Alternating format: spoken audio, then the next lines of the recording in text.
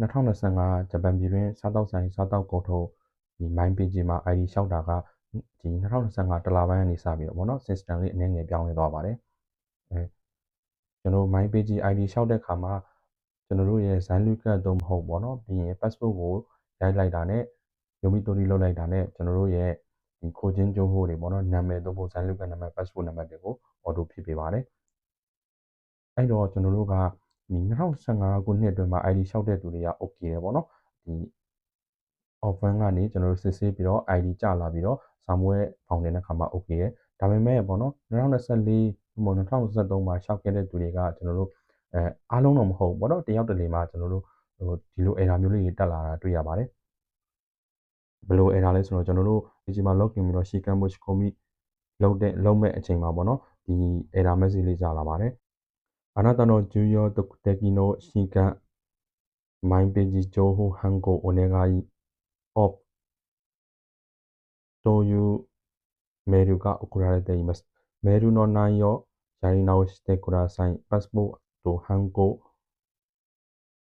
です。ပြီးတော့変更後オフから審査結果がメールで届きます。審査結果でマイページ登録が完了したという内容のメールが届いたら受付期間に時間が持ち込みできますပေါ့နော်ဒီအဲ့လို message လေးကြာလာတဲ့သူတွေဖောင်တင်လို့မရတဲ့သူတွေကကျွန်တော်တို့တိုးရကူဂျိုးဟန်ကိုဘယ်လိုလုပ်မလဲတိုးရကူဂျိုးဟန်ကိုလုပ်လို့မရတဲ့အခါမှာကျွန်တော်တို့ဒီ off one ကိုဒူအဝါဆဲလုပ်ပြီးတော့ဒီစာမွေးဖောင်တင်လို့ရအောင်လုပ်သွားလို့ရတဲ့ဒီလန်လေးကိုကျွန်တော်ဒီနေ့ပြောပြပေးသွားမှာဖြစ်ပါတယ်အခု login ဝင်တဲ့ ID က2024ကရှောက်ထားတဲ့ ID ဖြစ်ပါတယ်အဲ့ဒါကြောင့်ဒီမှာကျွန်တော်ရဲ့ဒီခိုချင်းကျိုးဟိုကို update လုပ်ခိုင်းပါတယ်အဲ့တော့ဒီမှာကျွန်တော်က update လုပ်မယ်ပေါ့နော်ဒီမှာကကျွန်တော် Zenlucat နဲ့ passport ကို update လုပ်ရမှာပါပဲဒီတက်မိုတိုရီအားတို့ပြီး scan ဖတ်မယ်ပြီးယိုမီတိုရီလုပ်လိုက်ပါယိုမီတိုရီခန်းလျောဖြစ်တဲ့ဒီကျွန်တော်စောင့်ပေးရပါမယ်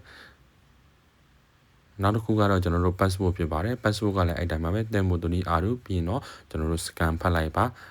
ပြီးတော့ယိုမီတိုရီလောက်ပါယိုမီတိုရီခန်းလျောဖြစ်တဲ့ဒီကျွန်တော်တို့စောင့်ပေးရပါမယ်ပြီးတော့အောက်ကိုဆွဲပြီးတော့ကျွန်တော်တို့ဆက်သွားပါမယ်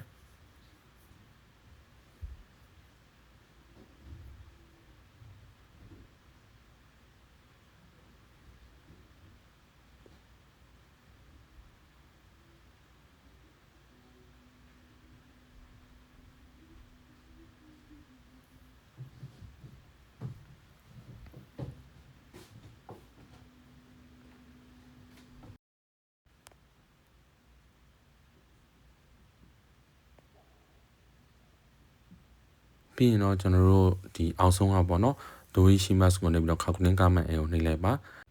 ဒီမှာပေါ့နော်ကျွန်တော်တို့ဒိုရီရှိမတ်ကိုနှိပ်ပြီးခါကူနင်းကမန်အေကိုနှိပ်ပင်မဲ့လဲကျွန်တော်တို့ရှေ့ဆက်သွားလို့မရဘူးပေါ့နော်ဒီ error ပဲပြန်တက်နေတယ်ဒီတိုင်းပဲပေါ့နော်ကျွန်တော်၄-၅ချိန်လောက်လုပ်ကြည့်ရဲဒါပေမဲ့ဘလို့မှရှေ့ဆက်သွားလို့မရဘူးအဲ့အတွက်ကြောင့်ပေါ့နော်ဘလို့မှရှေ့ဆက်သွားလို့မရတာ ਨੇ ကျွန်တော်ကဒီ off one ရဲ့ website မှာပဲကျွန်တော်ကဒီ3 hours ပေါ့နော်ဒီတင်မှာဖြစ်ပါတယ်အဲ့တော့3 hours တင်ဖို့အတွက်ကျွန်တော်တို့ဒီဘေးက menu bar လေးကိုနှိပ်လိုက်ပါဒီမှာကျွန်တော်က3 hours ကိုနှိပ်လိုက်ပါမယ်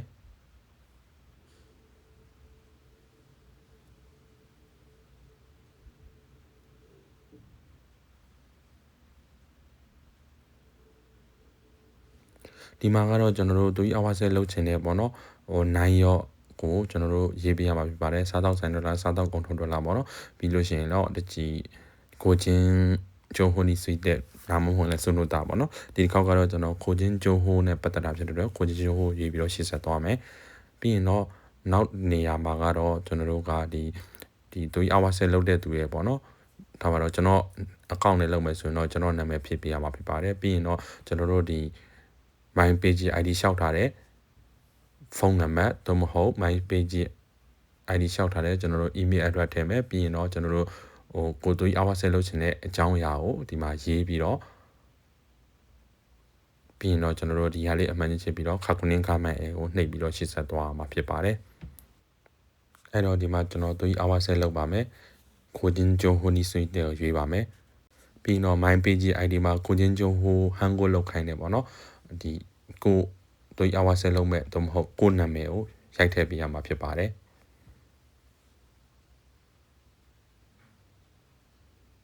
သွေးအဝါဆဲလုံးမဲ့ပေါ့နော် MyPG ID ရဲ့ကိုအကောင့်နာမည်ကိုရိုက်ထည့်ပေးရမှာဖြစ်ပါတယ်ပြီးတော့ဖုန်းနံပါတ်ထည့်ပေးရမှာဖြစ်ပါတယ်ဖုန်းနံပါတ်ပြီးရင်တော့ကျွန်တော်တို့လိပ်စာထည့်ပေးရမှာပဲလိပ်စာအစင်းကတော့ကျွန်တော်တို့မထည့်လည်းရပါတယ်လိပ်စာပြီးသွားတယ်ဆိုရင်တော့ကျွန်တော်တို့ MyPG ID ရှောက်ထားတယ်ကျွန်တော်တို့ email အတွက်ထည့်ပေးရပါမယ် email အတွက်ကအပေါ်တစ်ခါအောက်တစ်ခါထည့်ပေးရပါမယ် email ကတော့ထုံးစံတိုင်းပဲအပေါ်က email ကို confirm ဖို့အတွက်နောက်တစ်ခေါက်ထည့်ရိုက်ပေးရမှာဖြစ်ပါတယ်ပြီးရင်တော့ကျွန်တော်တို့သွေးအဝါဆဲလုပ်ချင်တဲ့အကြောင်းအရာကိုရေးပေးရမှာဖြစ်ပါတယ်ကျွန်တော်ကတော့မြင်အောင်ပေါ့နော်ဒီမှာပဲ note ထဲမှာပဲစီထားလိုက်ပါတယ် note ထဲမှာပဲစီပြီးတော့ copy paste လုပ်လိုက်ပါတယ်ကျွန်တော်သွေးအဝါဆဲလုပ်ထားတဲ့စာကတော့ဒီပုံစံတိုင်းပေါ့နော်ဒါပေမဲ့သွေးအဝါဆဲလောက်တာကတယောက်နဲ့တယောက်မတူတာဖြစ်တွေ့တယ်ပေါ့နော်ကိုဖြစ်တဲ့ error ပုံမှာမူတည်ပြီးတော့အကြောင်းအရာရေးတာကတော့ကွဲပြားနိုင်ပါတယ်အားလုံးဖြစ်ပြီးသွားရင်တော့ကျွန်တော်တို့ဒီနေရာလေးမှာအမှန်ချင်းချစ်ပြီးတော့ခါကုနင်းကမှန် A ကိုနှိပ်ပြီးတော့ရှင်းဆက်သွားပါမယ်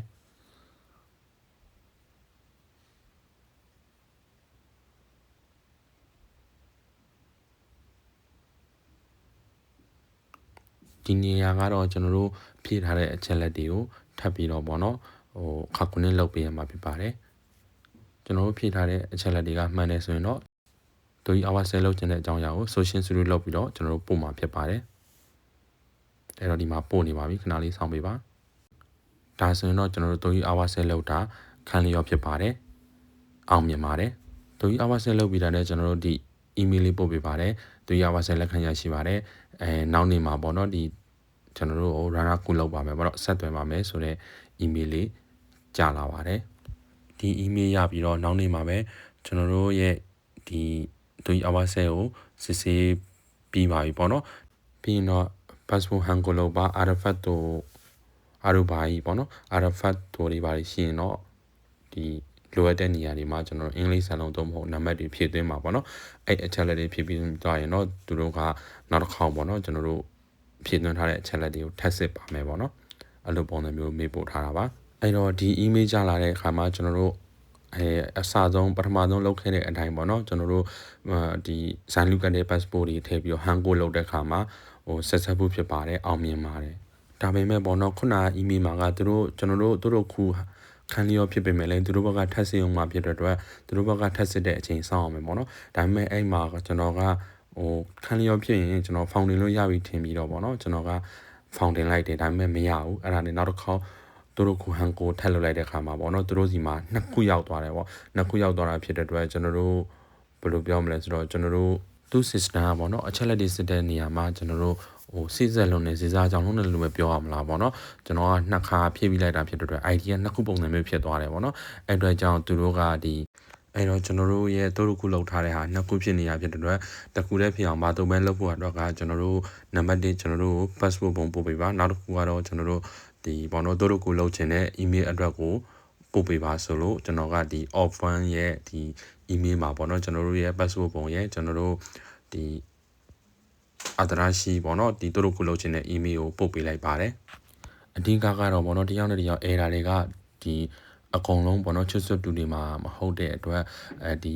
off1 ကနေမှဒီညွှန်ကြားတဲ့အတိုင်းပေါ့နော်ခုဆိုရင်သူပြောတဲ့အတိုင်းပဲကျွန်တော်တို့ကပို့ပေးလိုက်ပါတယ်အဲ့တော့သူပြောတဲ့အတိုင်းပို့ပေးပြီးတဲ့နောက်နေ့မှာကျွန်တော်တို့ရဲ့ဒီ ID ကိုပေါ့နော်နှစ်ခုဖြစ်နေတဲ့ဟာကိုသူတစ်ခုဖြတ်ပြီးသွားပါပြီပေါ့နော်အဲ့အတွက်ကြောင့်ကျွန်တော်တို့ရဲ့ဒီဟိုမှာပေါ့နော်ဒီ ID မှာ MyPG login လုပ်ပြီးလို့ရှင်တော့ကျွန်တော်တို့စာမွေး founding လို့ရပါပြီဆိုတော့ email လေးကြာလာပါတယ်အဲ့ဒါကြောင့်ပေါ့နော်ကျွန်တော်က login ဝင်ပြီးတော့ကျွန်တော်စာမွေး founding ကြည့်ပါမယ်အဲ့တော့ထုံးစံတိုင်းပဲ off1 website ကိုရိုက်လိုက်ပါပြီးရင်တော့ကျွန်တော်တို့ရဲ့ user ID နဲ့ password ကိုရိုက်ထည့်ပြီးတော့ login ဝင်လိုက်ပါဒီတစ်ခေါက် login ဝင်လိုက်တဲ့အခါမှာကျွန်တော်တို့အရင်ရလို့ပေါ့နော်ဒီ MyPG တို့ကိုဟန်ကိုလောက်ခိုင်းတဲ့အိုရှိလာဆဲမပေါ်လာပဲနဲ့ပေါ့နော်ဒီဆာမွေးရဲ့အိုရှိလာဆဲပေါ်လာတယ်အဲ့ဒါဆိုရင် okay တယ်ဆာမွေးဖောင်နေမှုအတွက်ကျွန်တော် menu ကိုနှိပ်လိုက်မယ်ပြီးရင် Shikan Moshikomi ကိုနှိပ်မယ်ပေါ့နော်ပြီးရင်တော့ကျွန်တော်တို့ကစားတောက်ဆိုင်ဖြစ်တဲ့အတွက် Gain Shokugi Moshikomi ကိုနှိပ်ပါမယ် ပြီးတော့ကျွန်တော်တို့ဒီစာမွေးဖြေမဲ့ခရိုင်ကိုရွေးပြီးတော့ကိုအဆင်ပြေတဲ့အချိန်ရွေးပြီးတော့ကျွန်တော်ဖောင်တင်မှာဖြစ်ပါတယ်ဒီမှာလဲပေါ့နော်ကျွန်တော်ဒီ ID error တက်နေရဖြစ်တော်တော်လေးနောက်ကျနေပေါ့နော်ဒါပေမဲ့ကံကောင်းစွာနဲ့ပဲဒီခေါက်ပေါ့နော်2025ဒီ6လပိုင်းအတွက်ပေါ့နော်ပွန်တီကတ်တီလေးမှီသွားပါတယ်အဲ့တော့ဒီစန္ဒာကိုကျွန်တော်ရှောက်လိုက်ပါမယ်အတေဟာမတေတို့ပြီးအတေဟာမာရနိုင်ပြီးတော့ high recurrent document star ပေါ့နော်ဒါကတော့ထုံးစံတိုင်းပါပဲပြီးရင်တို့ရှိမယ် Sukini Susumu နှိပ်ပါပြီးတော့ကျွန်တော်တို့ရဲ့ဒီ my page ID ရဲ့မှာ register လုပ်ထားတဲ့အချက်လက်တွေကြာလာပါလိမ့်မယ်အဲ့ဒါတွေကိုနည်းနည်းလေးတစ်ချက်မြင့်တစ်ချက်စစ်ပါပြီးရင်တော့ကျွန်တော်တို့ Moshiko မျိုးနှိပ်လိုက်ပါအဲ့ဆိုရင်တော့ကျွန်တော်တို့ Moshiko မျိုးလောက်တာအောင်မြင်ပါတယ်ပြီးရင်လည်းပေါ့နော်ကျွန်တော်တို့ you can read တဲ့ key ထဲမှာကျွန်တော်တို့တင်ထားတဲ့ဟာကိုပြန်စစ်ကြည့်လို့ရပါတယ်ဒီမှာကတော့မဲမပေါက်သေးပေါ့နော် choose and choose ဆိုပြီးတော့ပြပါတယ်အဲ့တော့ပေါ့နော်ဒီမှာကကျွန်တော်အဓိကပြောချင်တာကဒီ2025အရှေ့ပိုင်းမှာကျွန်တော် ID လျှောက်ထားတဲ့သူတွေကဒီလို error တွေဖြစ်တတ်ပါတယ်အဲ့တော့ကိုက ID ရှိရဆိုပြီး AC နေလို့မရပါဘူးဒီ ID လျှောက်ခိုင်းတဲ့နေတွေမှာပေါ့နော်ကို ID ကအဆင်ပြေလားမပြေလားဆိုတာဒီ O1 ကနောက်တစ်ချိန် ID လျှောက်ခိုင်းတဲ့အချိန်တွေမှာကြိုပြီးတော့ဝင်စစ်ထားဖို့ကျွန်တော်အကြံပေးချင်ပါတယ်တကယ်လို့ update လုပ်ရမယ်ဆိုစောစီးလုပ်ထားပါSamuel Founding လို့ရတဲ့နေမှာ update လုပ်ရင်မမီတာမျိုးများပါတယ်အဲ့အတွက်ကြောင့်ကျွန်တော်တို့ဒီ2025ပေါ့နော်နောက်တစ်ချိန်ဒုတိယချိန်မှာ Samuel ဖြည့်တဲ့သူတွေကဒီအချက်လက်တွေကိုအရင်ဆုံးစစ်ထားဖို့ကျွန်တော်အကြံပေးချင်ပါတယ်အဲ့တော့ဒီ founding မိမကြပါဘူးကျွန်တော်တို့စီမှာပေါ့နော်တိုးစမ်းဖြစ်ပါတယ်ဆိုတော့ email လေးကြာလာပါတယ်အဲ့ဆိုရင်တော့ကျွန်တော်တို့ Samuel ကြီးတွင်းပြီးတော့စားတော့ဆိုင် Samuel ဖြည့်လို့ရပါပြီအားလုံးအဆင်ပြေကြပါစေဗီဒီယိုလေးကိုအဆုံးထိကြည့်ပေးတဲ့အတွက်ကျေးဇူးတင်ပါတယ်ခင်ဗျာ